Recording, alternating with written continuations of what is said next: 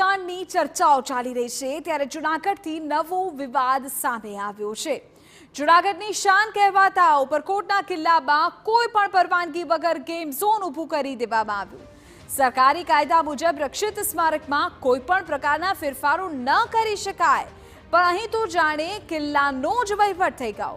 ઉપરકોટના કિલ્લાના restoration અને મેનેજમેન્ટનું કામ સરકારે Savani heritage conservation private limited કંપનીને સોંપ્યું હતું, જેમાં કંપનીએ રિસ્ટોરેશનની સાથે કિલ્લાને કમાણીનું સાધન બનાવી દીધું। હવે જ્યારે પુરાતત્વ વિભાગના ડિરેક્ટરને આ મામલે વાત કરી તો તેમણે સરકારી વાતો કરી। સાંભળો શું કહી રહ્યા છે પુરાતત્વ વિભાગના ડિરેક્ટર પંકજ શર્મા। આઈએસએફ જે ઉપરકોટનો કિલ્લો છે, હા, એ લોકોએ ત્યાં ફૂડ કોર્ટ ને એવું બધું ચાલુ કરી દીધું છે। અન્ય ઘણી એક્ટિવિટીઓ ચાલુ કરી દીધી છે। બર્ડ પાર્કનું કામ ચાલુ હતું, સાયકલિંગ ટ્રેક। તો સાહેબ આવું કઈ કરવા માટેની એને આપણા વિભાગે મંજૂરી આપેલી છે કઈ? नहीं, कोई प्रकार की मंजूरी नहीं दी हमने तो इवन नोटिस भी इनको इशू किया है। हाँ हाँ। और हमारी तरफ से इस तरह की एक्टिविटीज के लिए ये राज्य रक्षित स्मारक है और मौखिक रूप से हमने इनको ये भी बोला है कि आप ये राज्य रक्षित स्मारक के जो नीति नियम है ना, उनको ध्यान में लेके काम करो, अदरवाइज ये अच्छा नहीं होगा। और हमने ये फूड कोर्ट बनाने के लिए भी नोटिस दिया, बर्ड पार्क भी हमने रुकवा दिया इमीडिएटली नोटिस देके। और ये सब वो अभी जो चल रहा है वो तो गैरकायदेसर होगा ना सर? गैरकायदेसर है पूरा।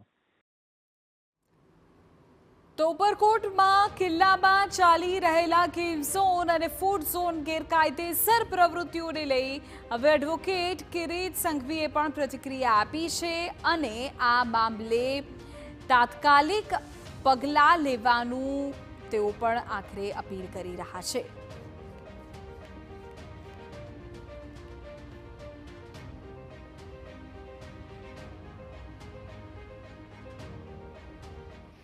તો આ સંજોગોમાં જ્યારે રાજકોટની આપણે ઘટના જોઈએ ગેમ ઝોનની, તો આમાં તો કોઈ પણ પ્રકારનું લાયસન્સનો તો પ્રશ્ન જ નથી। કોઈ પણ પ્રકારની મંજૂરી વગર આ ફૂડ ઝોન ચાલુ કરે છે, ગેમ ઝોન ચાલુ કરે છે, અન્ય પ્રકારના બાંધકામો થઈ રહ્યા છે। એટલે પહેલી વાત તો એ છે કે આ કાયદા નીચે કોઈ પણ પ્રકારના બાંધકામો જ ન થાય, અને બાંધકામો કરવા હોય તો રાજ્ય સરકારની પરવાનગી લેવી જોઈએ, અને રાજ્ય સરકારની કોઈ પણ પરવાનગી આર્કોલોજીકલ ડિપાર્ટમેન્ટની પરવાનગી લેવામાં આવી નથી। તો આ સંપૂર્ણપણે ગેરકાનૂની છે ને તાત્કાલિક અસરથી અટકાવવું જોઈએ। તો આ મામલે ઉપરકોટ કિલ્લો સંભાળતા સવાણી કંપનીના મેનેજરે દાવો કર્યો કે કંપનીના તમામ પ્રવૃત્તિ કરવા માટે ટુરિઝમ વિભાગે છૂટ આપી છે અને તેમની પાસે તમામ પ્રકારની પરવાનગી છે। સાંભળો શું કહ્યું સવાણી કંપનીના મેનેજરે।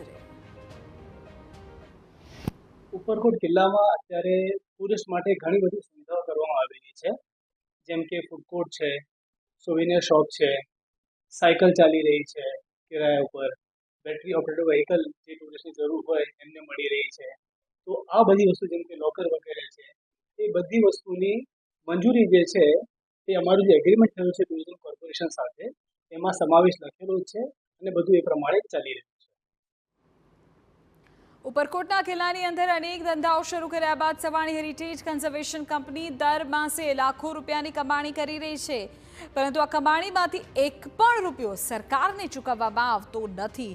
સવાણી કંપનીએ કિલ્લાને પોતાની માલિકીનો સમજી અનેક વેપારીઓ સાથે ધંધા કરવા માટેના પોતાના એગ્રીમેન્ટ કરી નાખ્યા છે, ત્યારે પુરાતત્વ વિભાગ આ પ્રવૃત્તિઓ ગેરકાયદેસર ગણે છે।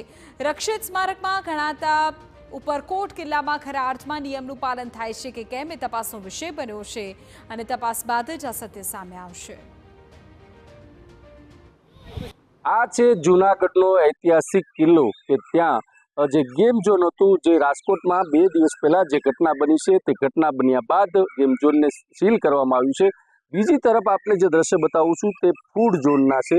જે ફૂડ ઝોનનો આ જે વિસ્તાર છે તે ઉપરકોટના કિલ્લા ઉપર છે અને જે આ જે પુરાતત્વ વિભાગ દ્વારા આ જે ફૂડ ઝોન હોય કે ગેમ ઝોન હોય કે કોઈ પણ બાળકો માટેની જે એક્ટિવિટી હોય તેમની કોઈ પણ પ્રકારની મંજૂરી નથી આપવામાં આવી તેવું પુરાતત્વ વિભાગના જે ડાયરેક્ટર છે પંકજ શર્મા તેઓએ સ્પષ્ટપણે જણાવવામાં આવ્યું છે। બીજી તરફ જે ઉપરકોટ કિલ્લાના મેનેજર છે તેઓએ આજે જણાવ્યું કે આ જે તમામ જે એક્ટિવિટીની મંજૂરી લેવામાં આવી છે અને મંજૂરી લીધા બાદ ફૂડ ઝોન અને તમામ ઝોન છે તે ઊભા કરવામાં આવ્યા છે।